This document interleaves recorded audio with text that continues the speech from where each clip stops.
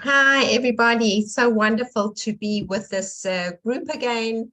And I'm just going to put my phone off. There we go. And I've spoken before for this forum, and it's wonderful, Ginat, for inviting me again.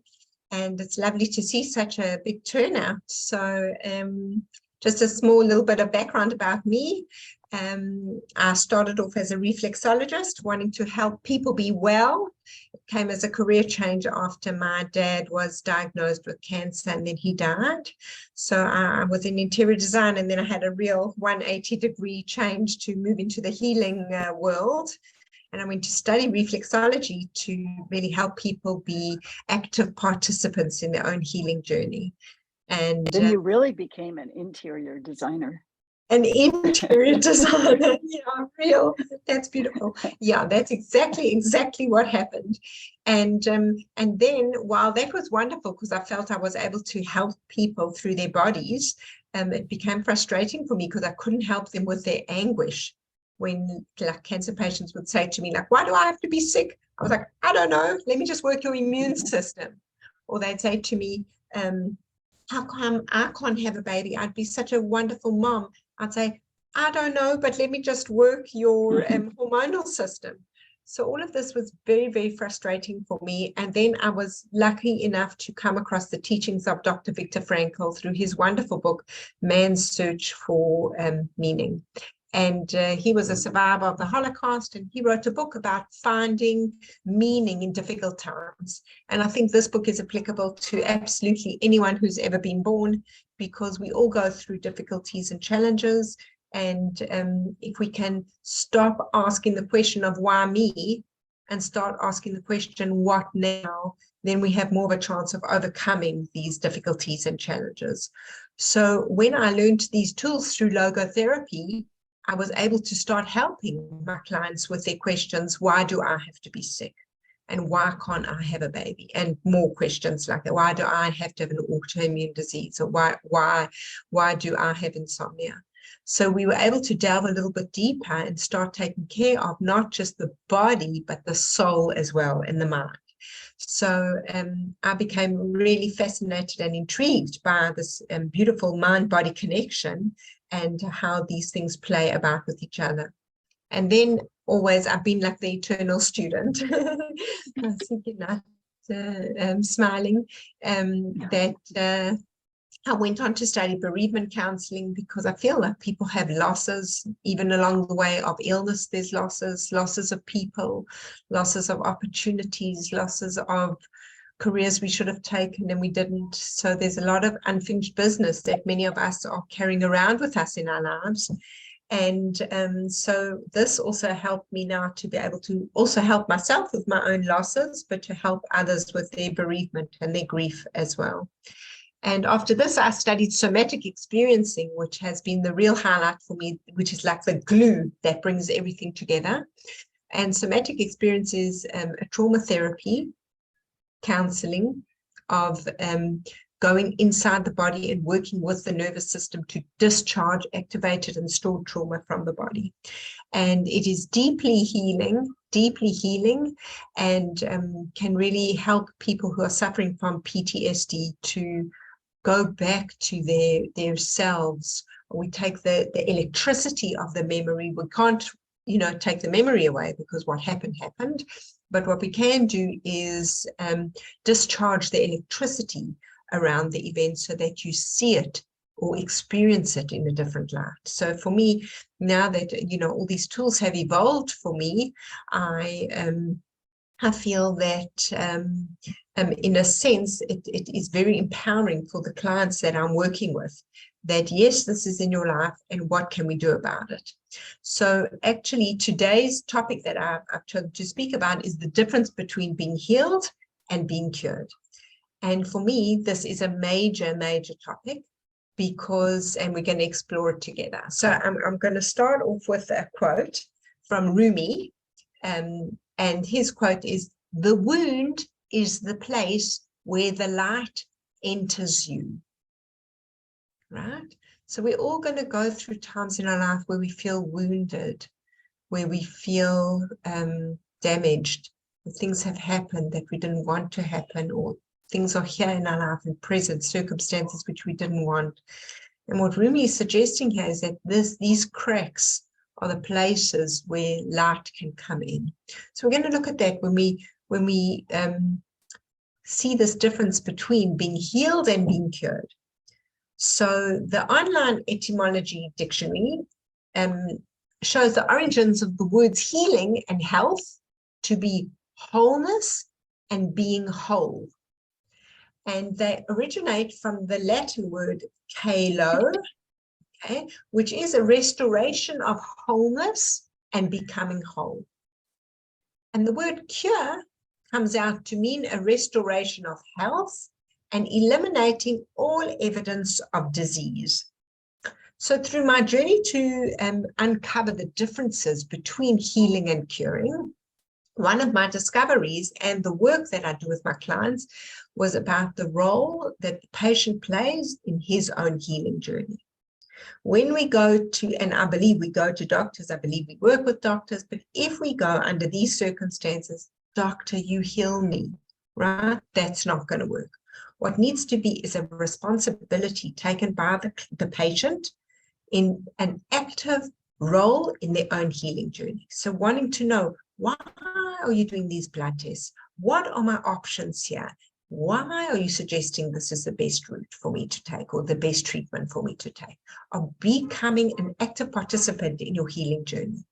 So we have to look at the whole person. We can't just look at, like the etymology suggests, we have to look at the becoming whole. So we have to look at all the different aspects of the person. We have to look at their life, their relationships, their love, their nutrition, their dreams, their unfinished business, their intuitions, their passions, and their feelings.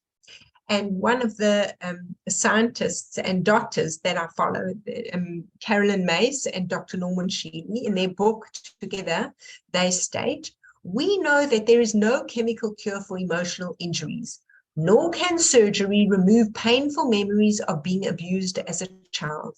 The stuff that disease is made of requires much more complex treatment that can be given through surgery or drugs alone. It requires, for example, the process of transforming inner grief into lessons that empower rather than destroy the individual.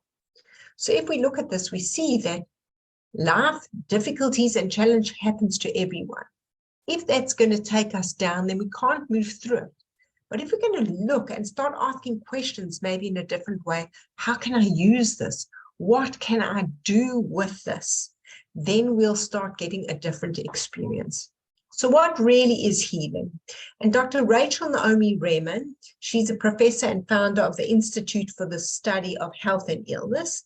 She says, healing may not be so much about getting better as about letting go of everything that isn't you, all of the expectations, all of the beliefs, and becoming who you are.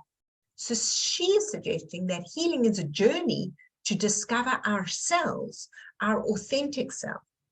So Western medicine, on the one hand, has the confidence that you can cure people with surgery and with drugs.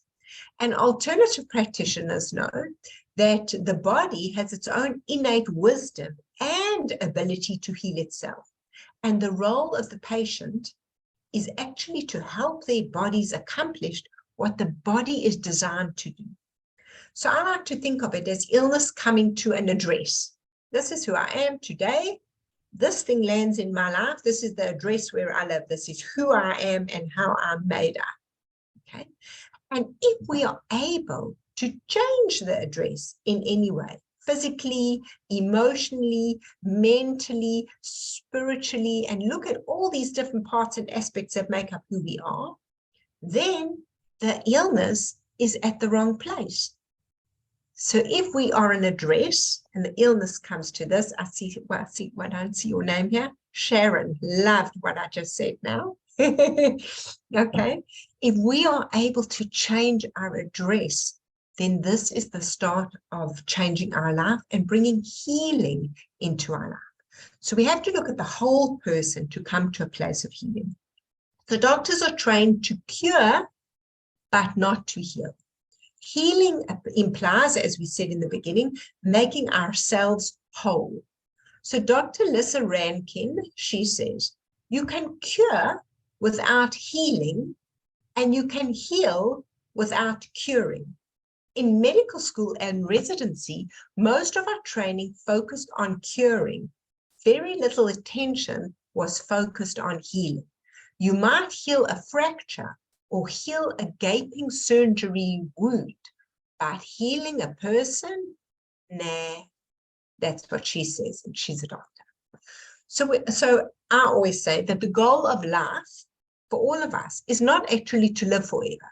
The goal of life is to fill our years with life and not to fill our lives with empty years.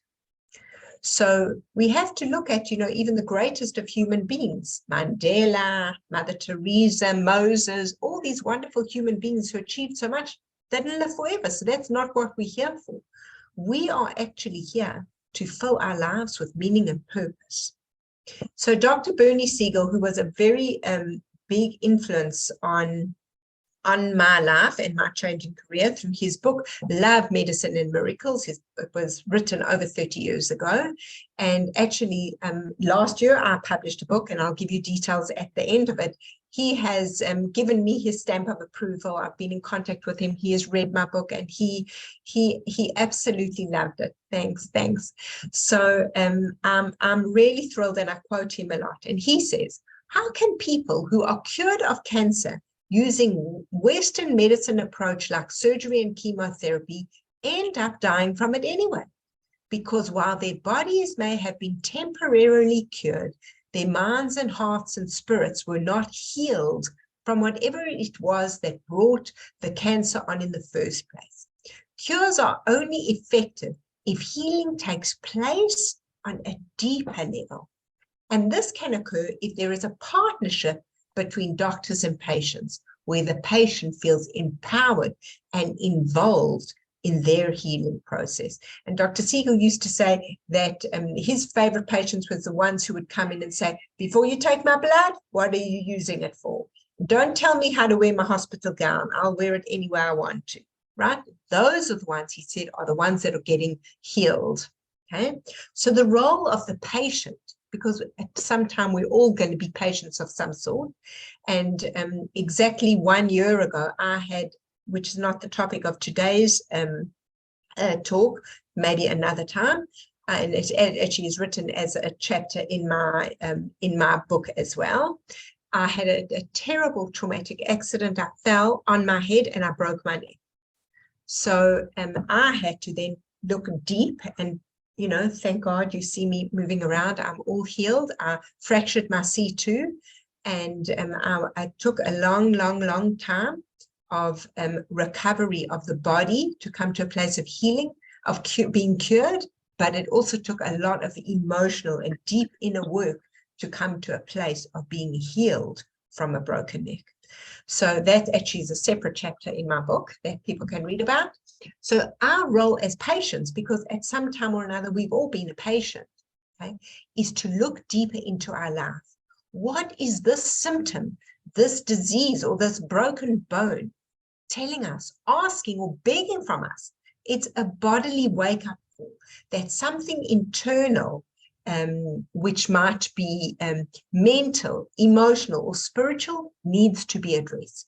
So if we are prepared to examine any underlying emotional, like relationships or events, nutritional, like our diet, and life imbalances, like our stresses, to look for these changes, and we make them, then we change the address.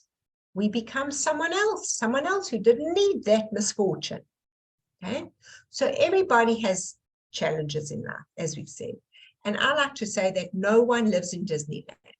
It doesn't matter who you are, your race, your religion, your social status, your age, your life challenges. Even if you are royalty, life challenges and difficulties happen to everyone. And how we process these challenges has an effect on us. And sometimes things are too difficult for us. And this is where I see a lot of trauma. I do a lot of trauma therapy around things called unfinished business. So unfinished business is the type of stuff that we stuff away. I don't want to talk about it. Don't ask me about that, right?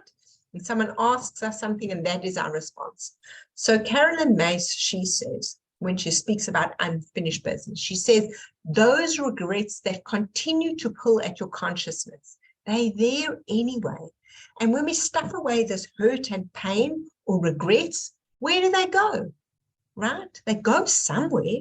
We push them so far down, but they actually go somewhere. And just like an onion continues to grow in the dark, so do these things as well. They grow in the dark very slowly. And they came into our lives for a reason. They want to be dealt with. So it might take months or years before it starts to speak up to us. It wants our attention. But eventually it's going to show up for whatever reason it does come, and it wants to be dealt with. So Carolyn Mace also says, we are not meant to stay wounded. Yes, no one lives in Disneyland. We are not meant to stay wounded. Sometimes I say Mauritius as well, but we don't live in either of those places. We're not meant to stay wounded. We are supposed to move through our tragedies and challenges and to help each other move through the many painful episodes of our lives by remaining stuck in the power of our wounds, because they do have power over us. We block our own transformation. We overlook the greater gifts inherent in our wounds, the strength to overcome them, and the lessons that we are meant to receive through them. Wounds are the means through which we enter the hearts of other people. They are meant to teach us to become compassionate and wise. So this gives another twist on when things are either in our lives or people we love around us, what we can do to try and be also supportive and help alleviate other people's difficulties and challenges. So one big thing, especially in trauma therapy, it's not possible to change the events of the past. Unfortunately, what happened has happened. And in doing this kind of inner work, we are able to come to a place of resolution about the past, especially if it was traumatic. So this kind of work of going in and almost cleaning out the wounds, taking out the infection, and being kind and compassionate and gentle with ourselves is therapeutic and healing. It doesn't mean that we are in denial of what happened and that we were not damaged by the event, but it means that we can change the electricity about how we feel about the event, and that it no longer controls us or defines who we are, right? Carolyn Mace, she once in a talk she gave, she said she was having lunch with a colleague of hers, and a woman came up to the table who her colleague knew, and she didn't know this person, and she introduced herself and she said, hello, I'm so-and-so, I'm an incest survivor. So this is what she used, her pain from her past to define who she was today. So what we want to do when we do this type of work called somatic experiencing is going inside and allowing that which keeps us shackled to be able to discharge it and let it go out the body, so we can bring the nervous system back to regulation. And after I had my fall, my traumatic fall, and I broke my neck, it was actually very scary because I was in a room, locked in a room by myself. And because I was lying, I fell out of an apparatus which was connected to the door, and the door was locked so that it couldn't open. You know, it was holding the machine in place. And this machine malfunctioned and dropped me out of it. And that's how I broke my neck. So it was very traumatic being locked in a room by myself. I knew something was terribly wrong. And I, after this event, did 5 trauma sessions with my colleagues, and that I can say today, when I speak about any part of the event, which was very traumatic, even along the way to the healing journey, there is no PTSD in me at all. It will always remain a horrible event, but even since then, because I've been able to take the trauma out of the event, I am now able to look and glean the lessons of why it came, what it taught me, how it allowed people into my life to help me, right? So when we can get rid of the electricity and the hardness of the trauma of the event, then we can also start to heal from it. So Peter Levine provides this definition of trauma. He is the founder of somatic experiencing. His book is called Waking the Tiger. And I'm qualified in his method called somatic experiencing. He says, trauma occurs when an event creates an unresolved impact on an organism. Resolution is accomplished through working with this unresolved impact through the felt sense. So what the felt sense is let's say you are angry about something and you feel it and it feels like this tension here. Or let's say you are grieving someone and you feel like you're being strangled in the throat. So these feelings in the body, tension or strangling or a knot in the stomach, these are called the felt sense. And this felt sense is the area in which we work to discharge trauma, right? So the fear that I felt of being locked in the room sat in my body somewhere. And when I worked on it, it was on, let's go to that place of feeling that fear and slowly allowing it to discharge. So through trauma work, we are able to access the felt sense where this unfinished business resides in our body, in our nervous system, and we are able to resolve it and discharge it. And this encourages and allows healing on a bodily level. So being an active participant, often people go to the doctor when they are sick and hand over their power. And what I'm saying is no, we each need to take responsibility. And the word responsibility means our ability to respond. It's like backwards, responsibility. How are we going to respond to this situation? We want to be able to help ourselves as well. And we are the greatest advocate for ourselves. No one knows us. Currently, I've got a client who has a brain tumor, and she is a very, very upbeat, positive person who is always picking people up. And her doctor has literally told her she's going to suffer, she's not going to, this is going to happen. And she said to me, he doesn't know me.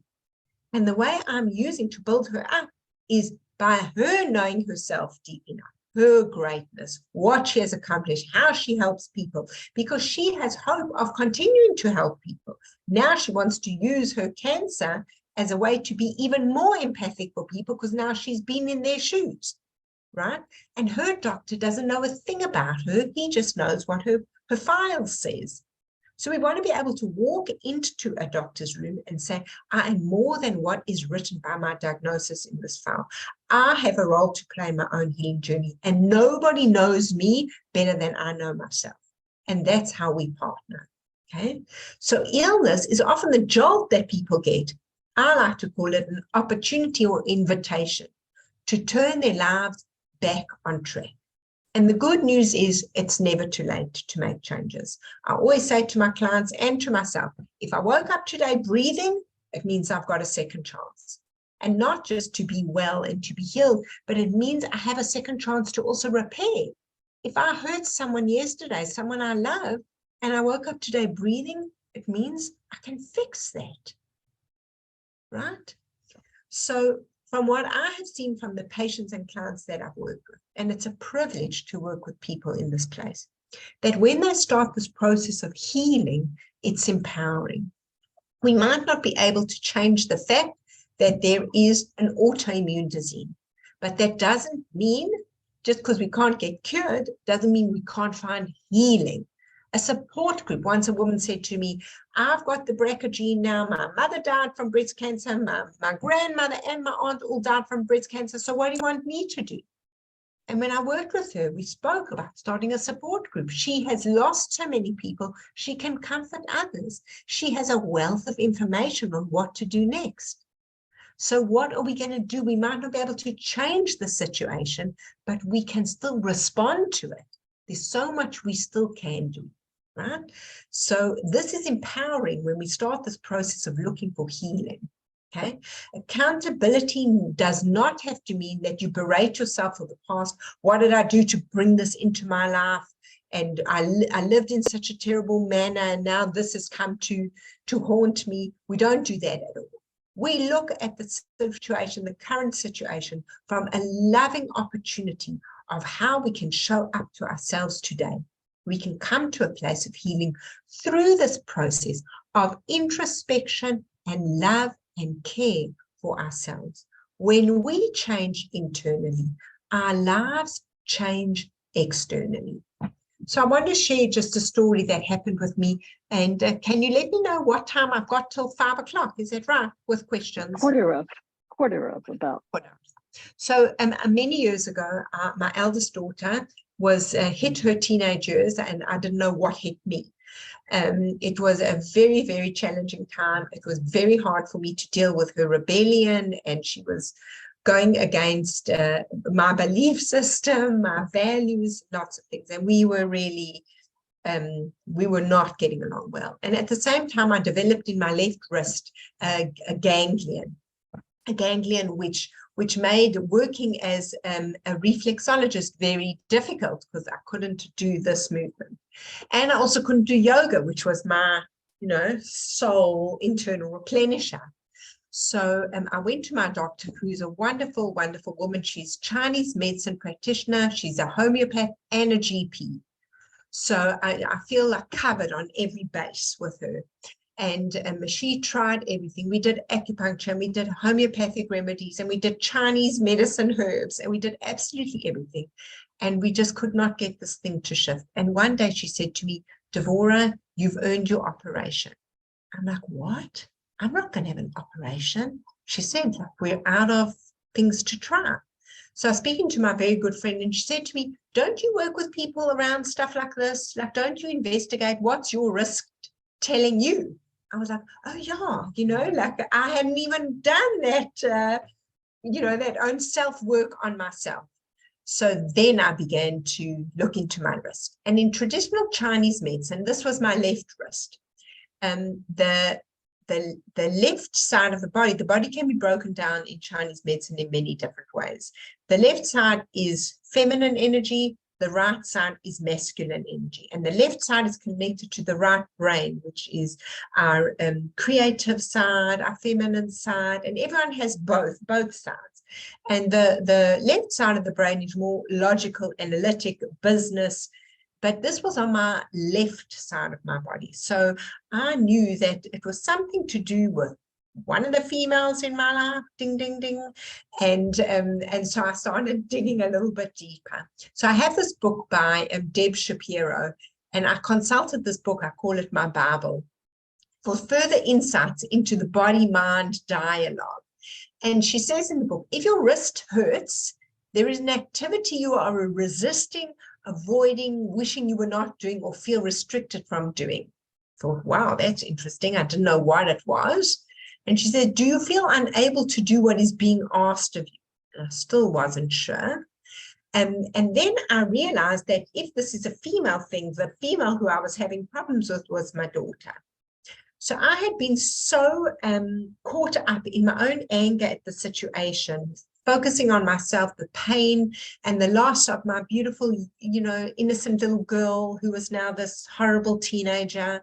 And I was looking at my challenges and my disappointments. And what I was doing, the more this was happening, I was pushing my daughter away. And we use our hands to push, right? So I stopped to think about what this experience and this transitional stage might have been like for her.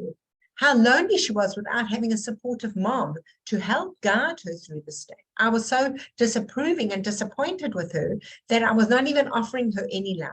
In fact, I was doing the opposite. I was literally like, don't come here. And then, and that's when I thought, poor girl, like she's so alienated and desperate for attention and love and support. And I can't even do that because my bruised ego is pushing her away. And then I realized what she really needed was a hug. And she needed the hug from me. And hugging starts in the wrist. So I realized that this is actually not her problem in life, it's mine. And I started coming closer to her. Unconditionally, it was a lesson for me on unconditional love. I decided not to call the surgeon. And I decided for a few weeks, I was going to see what would happen if I could start using my wrist for hugging rather than pushing. And that's what I started to do.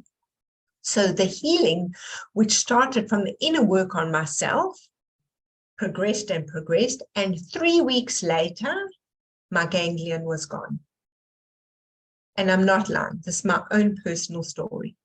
So when I think back to this ganglion, I feel very emotional at the opportunity I might have missed out on if I skipped the self-inquiry and the self-growth, and if I went straight for the surgery, right? So I'm sure that I would have been cured of my ganglion. The surgeon would have removed it for me. And I'm just going to let you know that I'm not able to read all the comments. I'll read them at the end. Okay, so I feel that I would have been cured. He would have cut it out, but I wouldn't have been healed, if you see the difference, right? So I chose to go to this meaningful and transformative experience by opening the door to become the mother that I really wanted to be. So I bless that ganglion for coming into my life and being the communication of what life was asking and expecting from me. So Dr. Siegel says, when you heal a life, a cured disease may come from the healing, but when you accept your disease as a challenge and a gift, then the even greater miracle is the inner healing that occurs because you have found your path again. So our goal should be greater than just curing a disease. It should be about healing the life as well. So it is really important to know and remember that this inner work is difficult because it brings us up to our vulnerabilities. Like for me, it was my ego. It was very vulnerable for me to say, "Oi, I haven't been the kind of mother she needed," right? And it was very hard to put aside her brattishness and her behavior and worse things that she was doing. But we need to ask ourselves, how am I choosing to grow with this illness or this symptom, instead of blaming ourselves and asking, why did I choose to have or manifest this? That is the difference there. So in researching the difference between healing and curing, it's clear that people have a perception that there is a difference. One caregiver said to me, even if the patient knew that their disease was incurable or they were terminal, they could still find healing on a deeper soul level. She felt that healing is something of an internal change or outlook, and curing is something physical, which comes from something external. Another one said, healing is an emotional or spiritual process that we are always working towards, even if we are not sick. It is deep inner work that seems to continue as we deal with life's challenges. It's not a destination that we arrive at. It feels to me more like it's more of a state of ongoing mind, body, and soul work that constantly needs maintenance in the kindest of ways to self. Curing is about treating and eliminating all evidence of disease, while healing is continuous work that can be achieved despite the prognosis. So our bodies are designed with an innate wisdom and ability to heal itself. We never question whether a cut on our arm is going to heal or not. We just know that it's going to heal, right? So this type of knowing we need to take into our bodies as well with bigger things.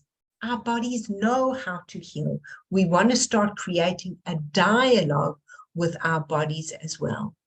So we need to have both a combination of healing and curing. And you are the most important healer in your own life. You know your body better than anyone else does. And if you take anything out from this talk today, it should be that you need to start trusting this intuition. Dr. Viktor Frankl, I feel I always have to quote him. He says, we must never forget that we may also find meaning in life, even when confronted with a hopeless situation, when facing a fate that cannot be changed. For what then matters is to bear witness to the uniquely human potential at its best, which is transform a personal tragedy into a triumph, to turn one's predicament into a human achievement. When we are no longer able to change a situation, just think of an incurable disease, such as an inoperable cancer. We are challenged to change ourselves. That's what Dr. Frankel says. And this statement brought me immense empowerment in dealing with my own struggles, especially my most recent one with my broken neck. And it is always a springboard that I use when I work with clients to help them come to their unique place of healing. Life is not about controlling the outcome of being cured. It is about coming to an inner place of healing despite the outcome. So that's what I wanted to share with you today. And Ginat, if it's okay, I'm going to just put in the chat box some links. If people want to find me, my book that I wrote, all my information is there. You can copy and paste it for somewhere else. My book that I wrote, which was published last year, is called Man's Search for Healing. So it covers all these topics, a lot of what I've spoken about today, the mind-body connection, healing and curing, forgiveness, attitudes, post-traumatic growth. It gives the whole story about how I healed from my broken neck, because really when I fell, I had to take all of my tools in my toolbox and apply it to my own journey. It's one thing to speak, that's another thing to act, right? To practice what you preach. So so that if anyone wants to buy my book, you can look on Amazon through my name, or if you're in Israel, you can contact me and I can post it to you. So thank you for listening. I haven't had a chance to read the chats, but if anyone has any questions, I'm happy to answer some. Thank you. Thank you. I do have a question. Can you hear me? Yes, I can hear you. Okay. I just don't see who's speaking. I'm Katerina. Okay. Can you hear me? Katrina. Okay. Yeah. Okay. I would like to ask, what can you do? Sometimes there are some symptoms and traumas and conflicts that are environment related. So what can we do when we can't change the environment and we can't move to another place also? You can't move to another. When there are emotional problems, where there are kind of psychology, so emotional traumas, or I know that. What would you suggest? So, like, this is where I really feel like my book is quite empowering, because it gives tools for people to be able to help themselves overcome the situations. Specifically, like I've said, this type of healing is about looking inside what we can change for ourselves, because we can look outside and can be absolutely pouring with rain. And no matter what we do, we can't stop that rain, but we can take an umbrella, we can wear a raincoat, we can put rain boots on, and that way we feel more equipped to go out into the rain. So I'm saying, like, you know, if one can't do this by oneself, to work with somebody, and you know, I do sessions online as well, that to work with someone to help you find your raincoat, your umbrella, and your boots, because sometimes we can't stop. The rain is coming down and there is nothing we can do about that. So it's not about changing the circumstances, it's about changing how we respond to them and empowering ourselves. How can I show up? Not why is this happening, but what now? Yes, it's raining, and what am I going to do about it? I hope that helps. Yeah, I think it's something like protect yourself first, yes, and get more tool in order to deal with maybe challenging circumstances in order to go on with the healing process. Yes, yes. Thank you. Thank you. Okay, how are we doing for time? If any, can we got one more question? Maybe let's look in the chat. If anyone else? Yeah, someone wrote, "This is heavy stuff." This is heavy stuff. Yeah, and that's why we have to do it in the kindest of way. Not, oh, I brought this upon myself. If I would have done that, you know, with my daughter, that incident, then I would have just been berating myself. I wouldn't have been able to pick myself up. But I went, okay, I was just doing the best I could with the tools I have. Now I see things differently and I can choose how to respond now.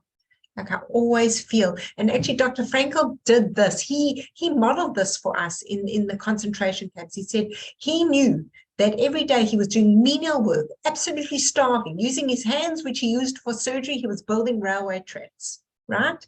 He knew he could change none of that, but every day he waited for the sunset because he wanted to believe in beauty and allowed him to hope for the rest, you know, what was coming later in the day. Right? So even in the most awful of circumstances, there is still something we can do, whether it is in our attitude or whether it is getting help to deal with the difficult circumstances or to shift our mindset from where we are looking at something. There is still something that we can do. Like I said, if you woke up breathing, it means you've got a second chance to that.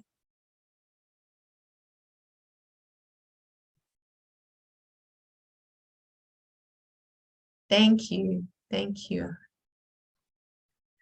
And if anybody wants to join my email list on my website, there is, you can join my newsletter. I don't harass people. I send maybe once or every second month, I send something out. On YouTube, I have lots of lectures, short ones, inspirational ones. And thank you. Thank you. Oh, you're all sending such wonderful, wonderful messages. Thank you. So please feel free to reach out to me, to join my social media, and I'd love to hear if you buy my book, what you think of it. And thank you to the Rice House for inviting me, and it's wonderful to be exposed to all of you and speak with you. And I can just, let's just take this energy, because, you know, looking at all these little boxes and these smiles, and let's just smile and share them with each other. And, you know, we all need those smiles. We all need that care, you know, to take it within ourselves to get through the difficulties that we're going through. I'm located in Israel. I'm in Raanana. Thank you. Thank you. Thank you. My book title is called Man's Search for Healing. It's a play on Dr. Frankl's book. And if you look on Amazon, it's there. Thank you. Wonderful, wonderful, wonderful. Yes.